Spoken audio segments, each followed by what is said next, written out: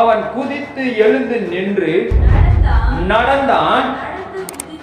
நடந்து குதித்து தேவனை துதித்துக் கொண்டு அவர்களோடு கூட தேவாலயத்துக்குள் பிரவேசித்தான். அல்லேலூயா, அல்லேலூயா. பாருங்க, அவன் குதிக்கிறான், எழும்புறான், டான்ஸ் போறான், எல்லாம் பண்றான். எழும்பி எங்க போறான்? தேவாலயத்துக்கு போறான். நம்மளுக்கு ஞாயிற்றுக்கிழமையானா கல்யாணக்கார ஒரு எங்கேயாவது விசேஷத்துக்கு போயிருக்கோம். அவன் அற்புதத்தை பெற்ற செகண்ட்ல என்ன பண்ணினான்? தேவாலயத்துக்கு போறான்.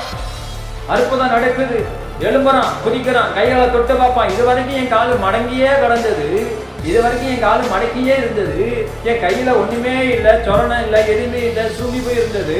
இப்ப என் கையை, என் காலில் ஒரு புதிய ஒரு மாற்றம் வந்துட்டு, ஒரு அற்புதம் நடந்துட்டு, ஒரு அதிசயம் நடந்துட்டு, அவன் என்ன பண்ணிட்டான்? குதிக்கிறான், ஜாலி, என்ஜாய். இது வரைக்கும் எல்லாரை பார்த்து எல்லாம் அவன் கவலைப்பட்டிருப்பான். எல்லாரும் நடந்து ஓடுறாங்க, எல்லாரும் நடந்து போறாங்க, நான் மாறும் சோம்பாடா உட்கார்ந்து இருக்கிறேன், நான் மட்டும் உட்காந்து பிச்சை எடுக்கிறேன். வாழ்க்கையில கவலை இருந்திருக்குமா இருந்திருக்காரா? உங்களுக்கு கவலை இருக்குமா இருந்திருக்காரா?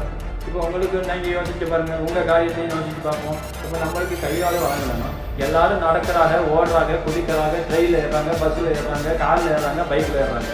நம்மளால முடியல. அப்ப என்ன பண்ணணும்? நம்ம என்ன வரும்? என்ன வரும்? கஷ்டம் வருமா வராதா? என்ன வராதுக்கா? வருமா வராதா? வரும். ஆனா அவனுக்கு அதான் வந்திருக்கும். நம்ம பாரு, எல்லாத்தையும் கையேந்திரமே, நம்ம எல்லாத்தையும் பிச்சை எடுக்கிறோமே, நம்ம எப்படி ஓட போறோம், எப்போ குதிக்க போறோம், எல்லாரும் நடக்கிறோம், அழகா தேவாலயத்துக்கு போறோம், எல்லாம் ஜெபம் பண்றோம், எல்லாம் கை தட்டுறான், எல்லாம் பாட்டு போடுறான். நம்மளால முடியலையேன்னு சொல்லி நாளுதோறும் பிச்சைக்கிட்டே இருந்திருப்பான். அம்மா தாயே, அம்மா அக்கா, அண்ணன் தம்பி, அண்ணன் அப்படின்னு வாயில இதையே உச்சரிந்துருப்பான். அண்ணே 1 ரூபா, அண்ணே 2 ரூபா, அண்ணே 10 ரூபா, அண்ணே ஏதாவது இருந்தா போடுங்கண்ணே, அண்ணே ஏதாவது கொடுங்கண்ணே, அண்ணே பசிக்குதுண்ணே, அண்ணே தண்ணி வாங்கி கொடுங்கண்ணே, அண்ணே சாப்பிட கொடுங்க. இவன் தான் அவனுடைய வாழ்க்கையா இருந்திருக்கும், இதான் அவனுடைய லைஃபா இருந்திருக்கும். மற்றவங்களை நம்பியே அவன் வாழ்க்கை ஓடி இருந்திருக்கும். ஆனா பாருங்க, அந்த 8வது வசனத்துல அவன் எப்படி இருந்தானா? குதிக்கிறான், அவன் ஓடுறான், நேரா தேவாலயத்துக்கு போறான், அங்க ஆண்டவர் மகிமைப்படுத்த. ஆமென், அல்லேலூயா.